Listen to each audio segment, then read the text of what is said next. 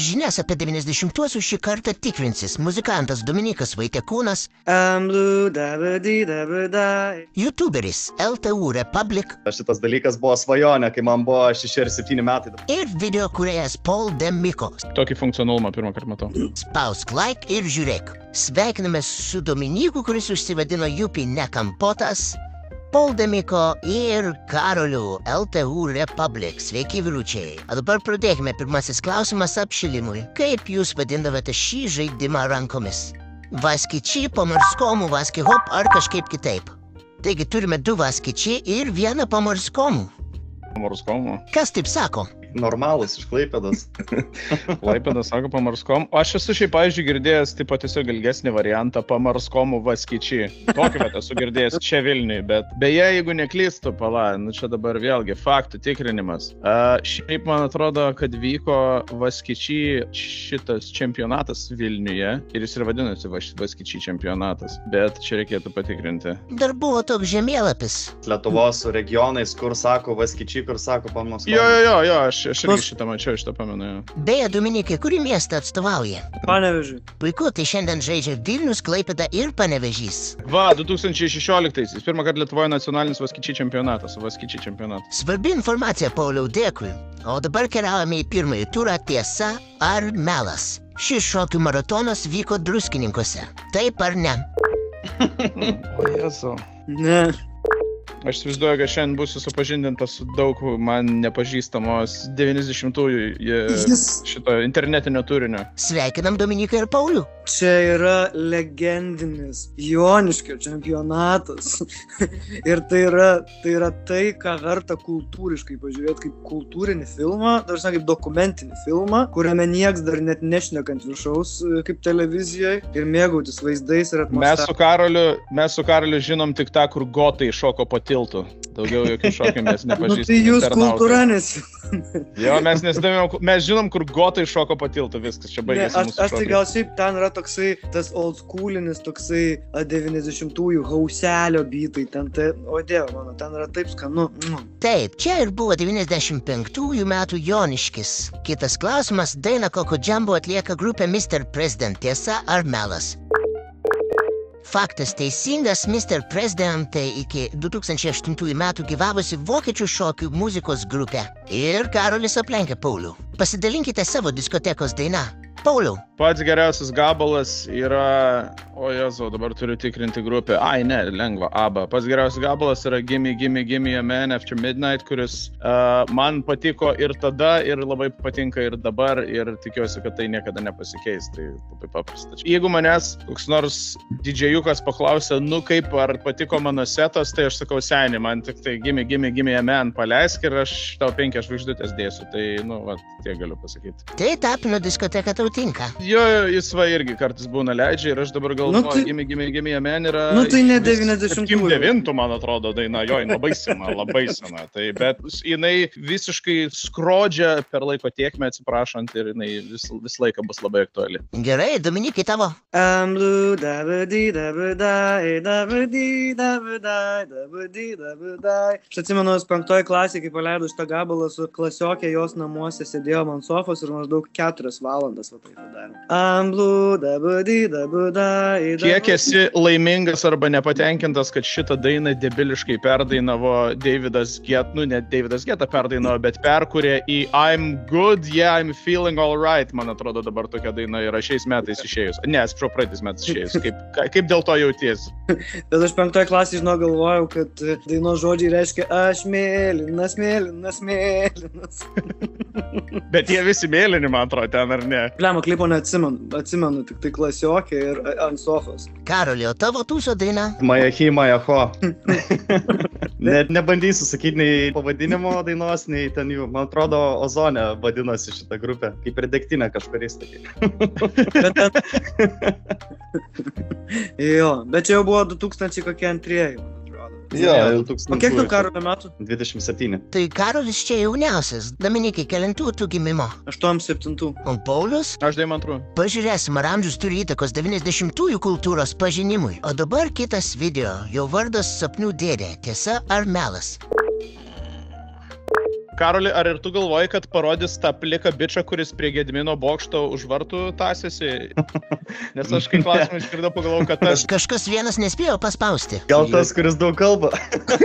Aš tikriausiai. Tai nieko, jau su Koko Džambo vis tiek pralašiau. Kas čia toksai, kas čia per veikėjas? Čia atkeliavo dėdė Miegas. Dominikas turėtų būti matęs šią užslandą. Gal atsimeni ir kokį filmuką? Aš matęs, bet jo, man šitie tokie abstraktesni, liūdnesni nelabai patikdavo. Labiausiai laukdavau tokio socialinio multiko, kai Zuikis išeina, žodžiu, vaikams obuolių parnešti ir grįžta be obuolių. Ir ten sėdi varna ant šakos ir sako, Zuikis obuolis tik dalina, namie alkani vaikučiai laukia. tai aš atsimenu šitą labiausiai mėgdavau. Perskaitęs klausimą galvojau, kad bus Saulės dievas iš Farų. Toks plikas vyras prie Gedimino pilies, bet ne taip. Žinai tu, Karoli, šitą tikrai, nu. Aišku, žinau. Nu. Plius minus, okei. nu. Aš matau, kad jūs žinosit tuos dalykus, Kurių čia nebus, jo.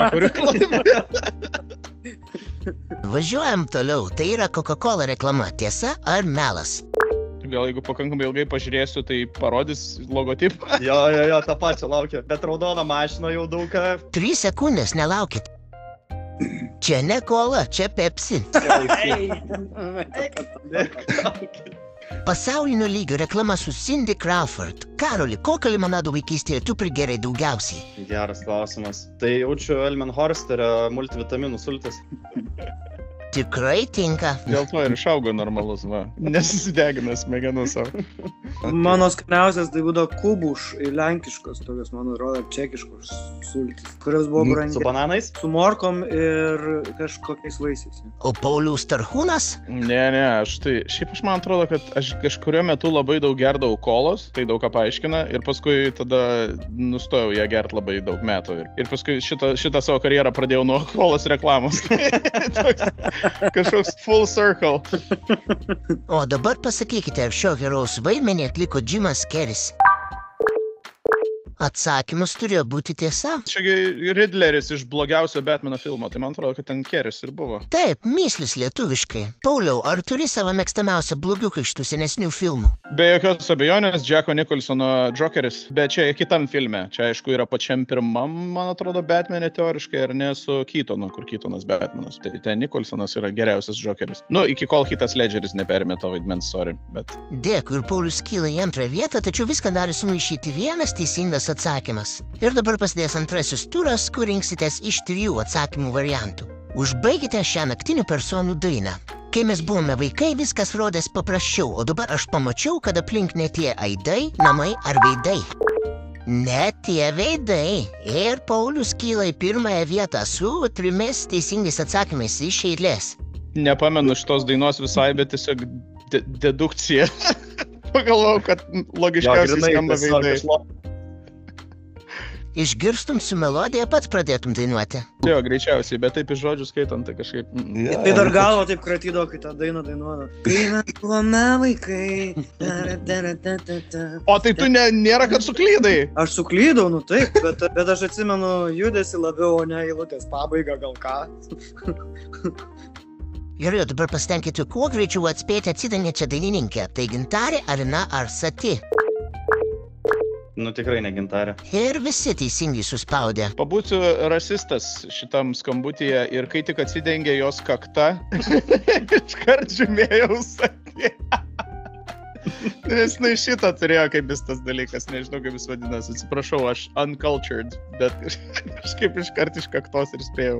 Gerai, Paulius jau 4 teisingai atsakymai ir 1 vieta, Dominikas 2, o Karoliui reikėtų šiek tiek pasistengti, bet skirtumai labai nedideli. Kitas klausimas, kurios grupės pirmasis pavadinimas buvo ETH3, Antis, Lemon Joy ar Biplan? Oho. Pasiskirstė visi po vieną, bet teisingas atsakymas Lemon Joy, vis dar gyvuojanti grupė nuo 94 metų, o dabar susijęs, nesusijęs klausimėlis visiems, kelintame aukšte leidote savo vaikystę. 6. Ketvirtam. 4, o nuo 11 metų 2. Panašiai, žinau, 4 ir tada nuo 10 klasės 2 irgi. O, visi daugiabučių gyventojai susirinko, aš irgi iš 2 aukšto, tuo tarpu Paulius vis dar pirmauja. Kitas klausimas, koks tai filmas, Nuostabus protas, Gerasis Vilas Huntingas ar talentingasis Misteris Riplis? Kaip tik žiūrėjau prieš mėnesį šitą filmą. Tai šviežiai atsimenu. Random. Karolis dabar jaučiasi kaip Lušnyno milijonierius. Good Will Hunting. Ir Karolis aplenkė Dominiką. Čia ne tas, kur Metas Damonas ant lentos išsprendžia dalyką, ne? Šitas. Šitas? Okay. 97 metų filmas, o dabar klausimėlis visiems. Kokį filmą to laikmečio su maloniu pažiūrėtume dar kartą? Karoli, ar išskirtum dar kurį nors vieną? Prigavai, nežinau, gal kokį pirmą greitį įsiutę.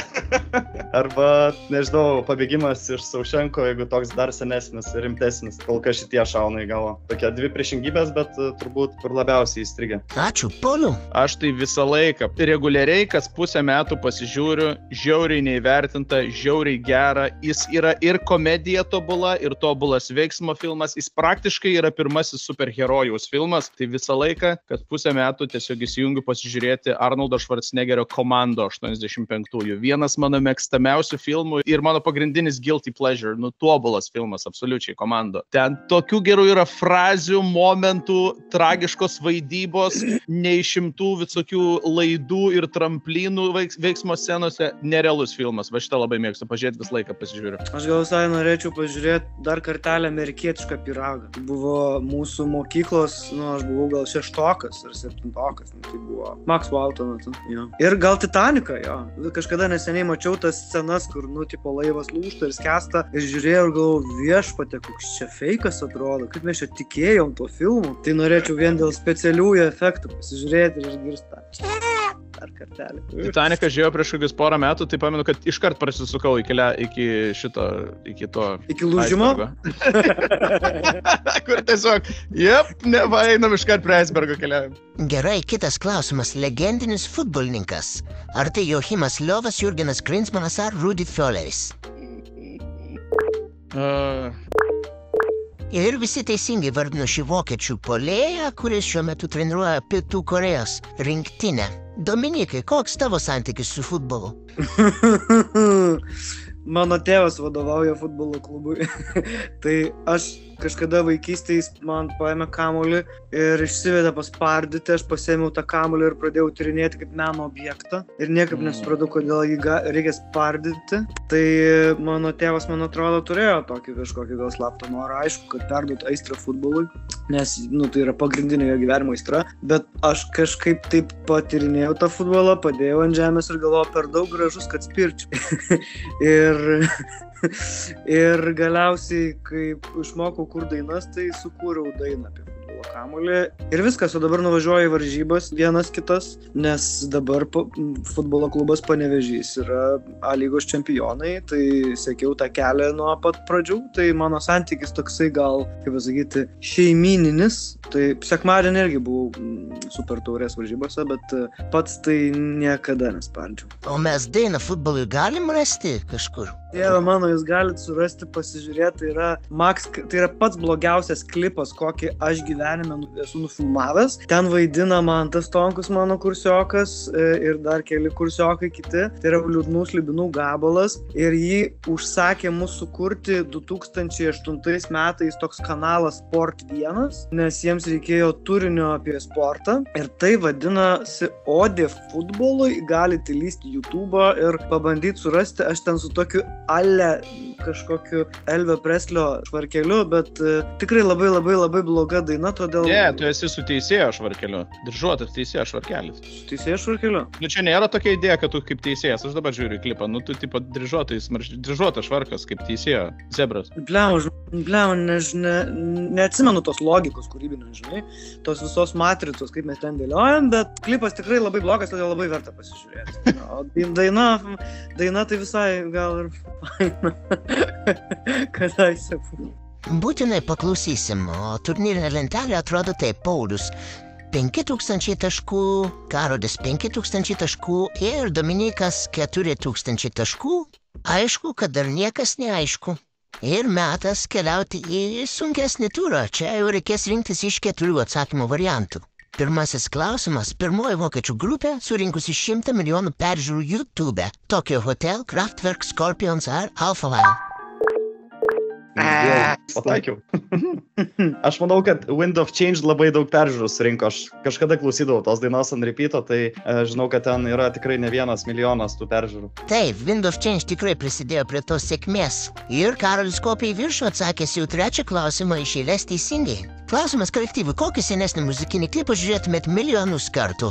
Aš įsivaizduoju, kad kažkaip senas, pervertas seksistas turbūt man patiktų koks nors 2000-ųjų klipas, kuriame kokia nors daili panelė šoka daug ir dainuoja. Nebūtinai dainuoja, šoka daug. Ir aš dabar bandau atsiminti kažkokių tokių būdavo, klipų, kurie... Eric Prydz Call on Me? Nu, čia jau toks labai lengvas pasirinkimas, bet aš tiesiog pamenu, kad maždaug kokioje turbūt 9 klasėje ar 8-9-10 turbūt klasėje, kai būdavo vakarėliai, tai ten tokios dainos sukdavosi, kur yra kažkoks tai bumčikas ir ten, nežinau, klipas turbūt kokia nors panelė raitosi. Tai, bet čia reikėtų pasiieškoti, nes jau čia kas antras klipas toks būdavo.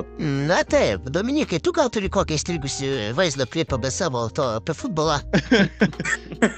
Čia kitas laikas buvo. Jo, yra tas Eiffel 65 ir yra All Right, man atrodo, ten toks čiuvas tokia juoda kepurė, kur, būdavo tokia urnos formos ant galvos ir labai rimtus nukiu, tokiu, tai toks baby faces, bet labai piktas buvo ir dainuodavo šitą dainą, kaip jinai, Jėzus Marija. Eiffel 65, blema, žinokit, aš dabar turiu surasti, nes aš negalėsiu. Aš dabar dar irgi greitai metu per YouTube paieškas, tai aš prisimenu kažkaip, kad šiaip tai Eminemo žiauriai klausydavau, pamenu, bent jau taip nuo 1 iki 9 klasės, man atrodo, aš labai Eminemo klausydavau ir jo šiaip dainų klipai irgi tokie pakankamai revoliucionarūs tam laikui, man atrodo, tai irgi galėčiau turbūt dar dabar žiūrėti be sustojimo.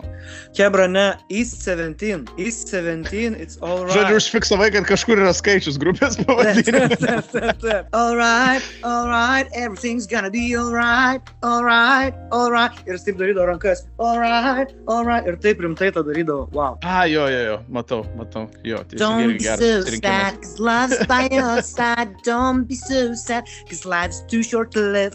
Liuks, tuo tarpu Karolis 1 vietoje, o čia šviesesnis klausimėlis 2017 metais Valančiūnas į rinktinę atvyko su 92-ųjų Audi BMW Volkswagen Ford. Visi be vargo atpažino Audi 80, o koks buvo Pauliaus pirmasis automobilis? 4 Honda Civicas. Labai nuostabus automobilis, puikus, tiesiog. Nežinau, ką daugiau apie jį pasakyti. Labai norėjau CRX-o, bet CRX-ų tuo metu nebuvo pardavime, tai nupirko antrą geriausią dalyką, kaip sakoma, 4 Civica, kuris yra beveik tas pats, tik tai mažiau sportiškas.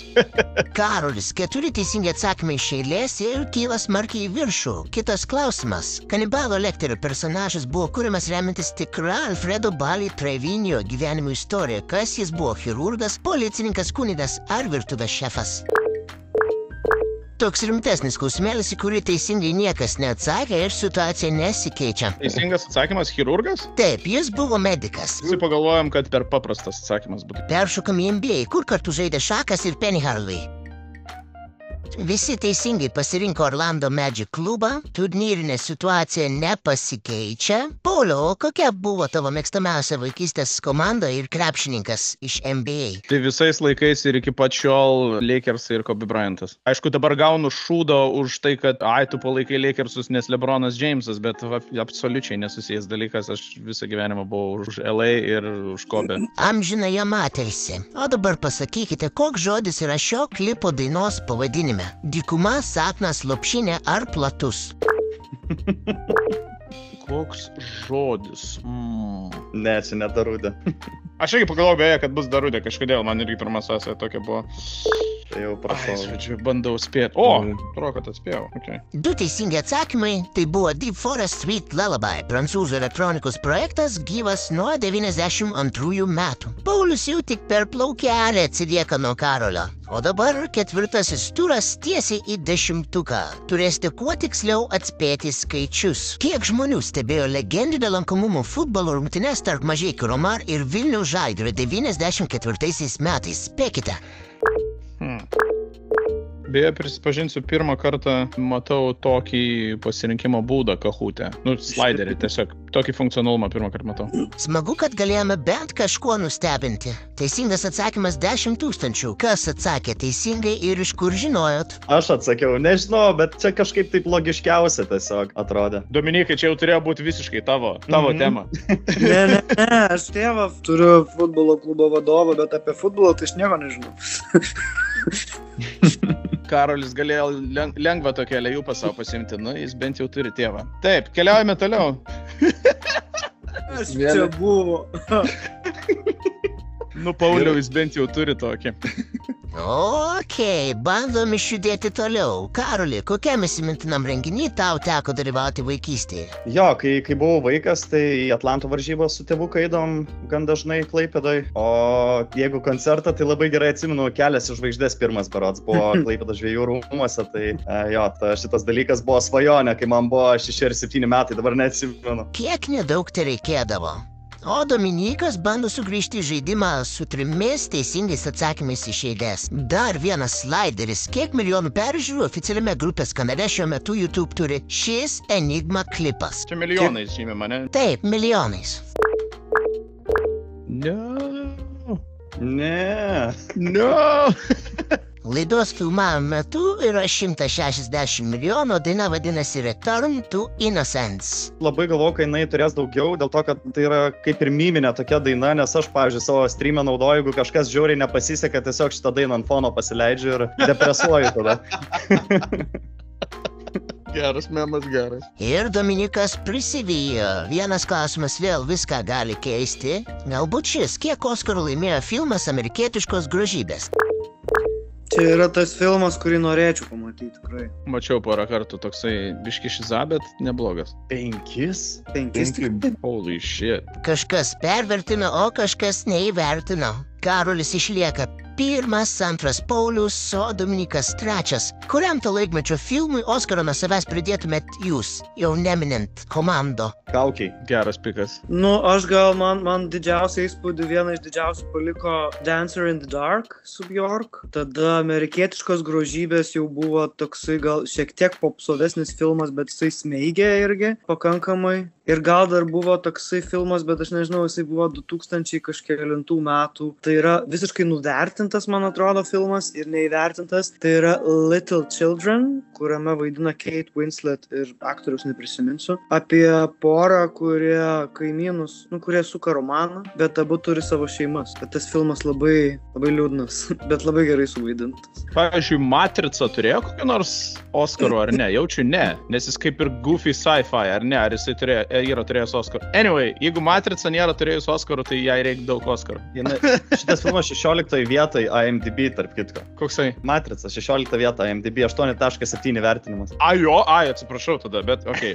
Goofy sako.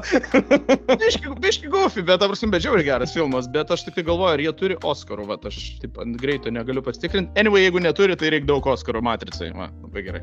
Bet Matrica kas gaunas? 2000, man atrodo, vis tiek filmas, ne? 99. Prašau, tai tinka. Labai tinka ir atėjom prie pabaigos. Anot klipo režisierius, nei vienas drabužis šiame video nekainavo daugiau nei kažkiek $. Aišku, bus spėjimas, bet klipą visi puikiai turbūt atpažįstate.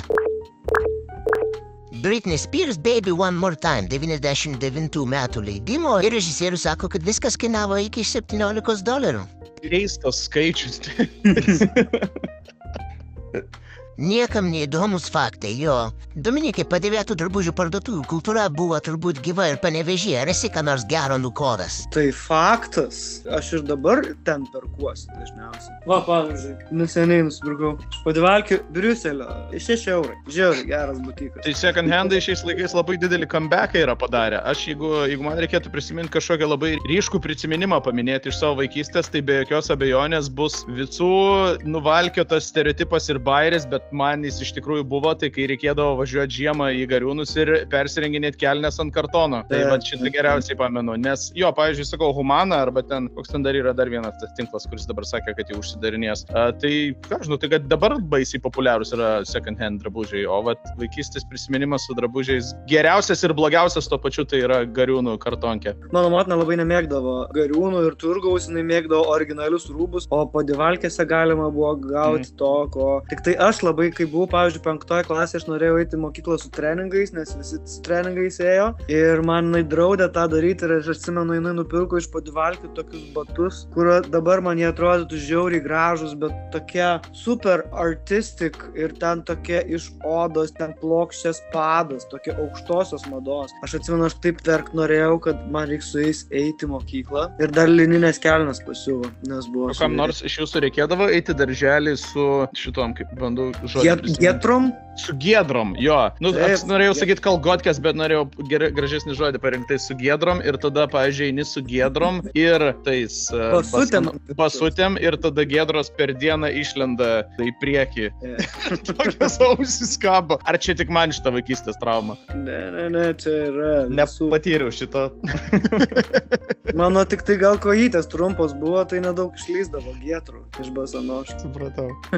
Žiūrim į lentelę, kur Dominikas turi ugnelę. Intriga gyva. Kitas klausimas. Vienos Eurovizijos pertraukos metu vyko grupės Aqua pasirodymas, kur jie atliko dainą Barbie Girl. Kelinti tai metai. 2001 metai, kai Eurovizija vyko Kopenhagoje, Aqua tada pasirodė su Safri duo.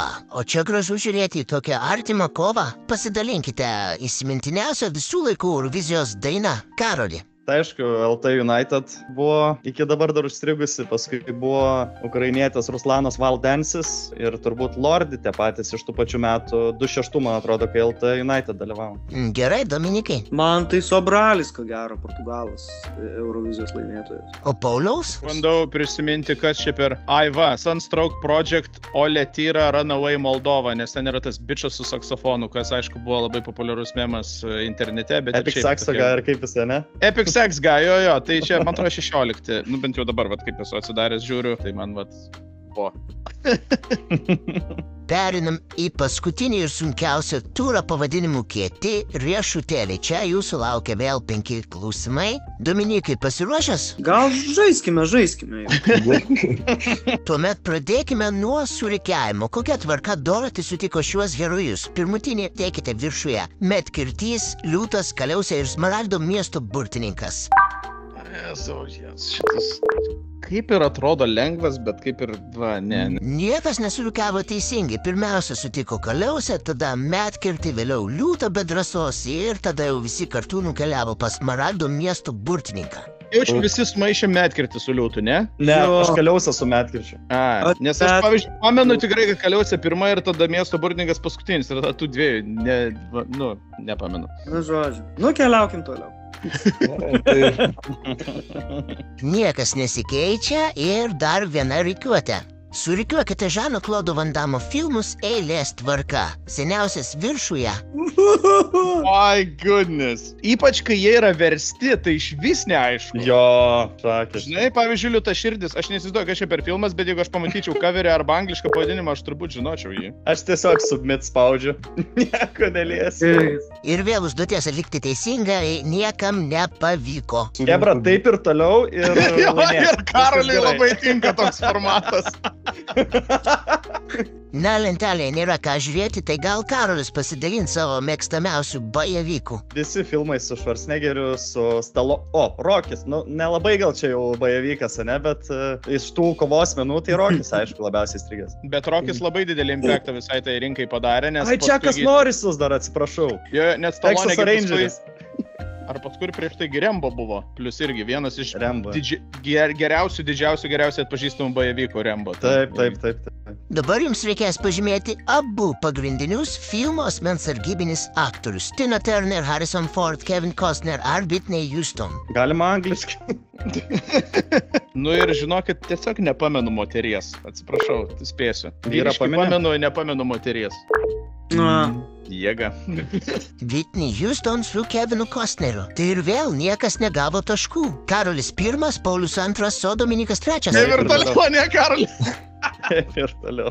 Ir labai svarbus prieš paskutinis klausimas. Jums reikia parašyti grupės pavadinimą. 3 raides. O, Jezu.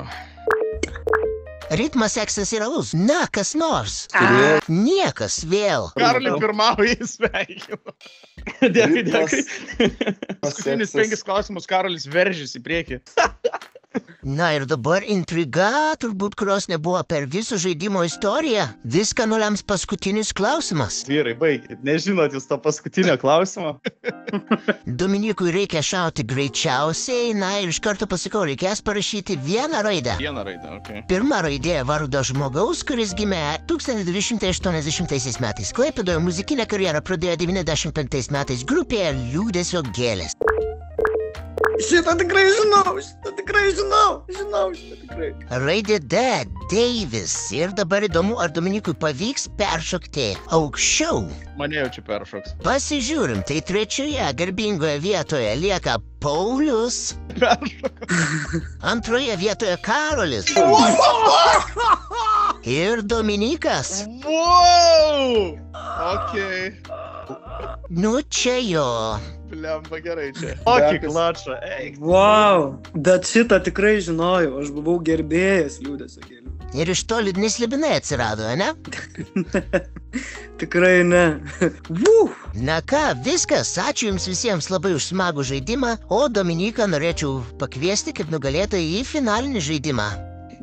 Gerai, o aš norėčiau jūs pakviesti visus į savo spektaklį apie 90-ųjų kioską, kuris vadinasi Vyšnelė ir kuris virto į alubarį, ir tas kioskas yra for real, Kaune, iki šiol egzistuojantis, ir aš jame prekiaudavau kramtomą gumą vaikystėj. Slabotkiai, tai yra Varnių ir Panerių kampe, ir jie atidarė mano teta Genutė. Tai jeigu norėtumėt užsukti ir išgirsti valandos 5 minučių pasakojimą apie tai, kaip aš gyvenau 90-aisiais su giminių panetkėm ir giminių baliais ir Genutės alubariu, tai kviečiu užeit. Puiku, būtinai paliksime nuorodas aprašyme, o dabar ačiū ir sėkmės. Ačiū labai. Iki. Iki. Jei norite antrojo šio žaidimų sezono, balsuokite nykščiais, o komentaruose parašykite, ką būtinai reikėtų pakviesti į laidą. Protą į kompotą. Ate.